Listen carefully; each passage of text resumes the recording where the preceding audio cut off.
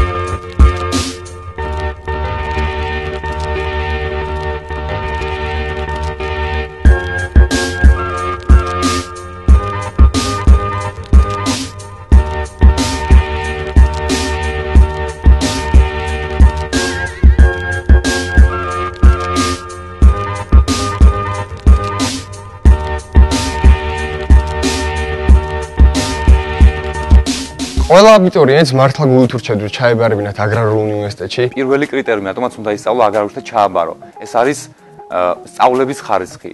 მეორე ეს არის გარემო. მესამე რაც შეიძლება მთავარი თქვა ეს არის ახალგაზრდა ენერგიული ლექტორები. აგრარულ უნივერსიტეტში რომ მოვედი, მე პირადად თვალს არ უჯერებდი ისეთ გარემოდან ხვდა. აქ ვგრძნობ თავს კომფორტულად. ძალიან გვსიამოვნებს აქ მოსვლა.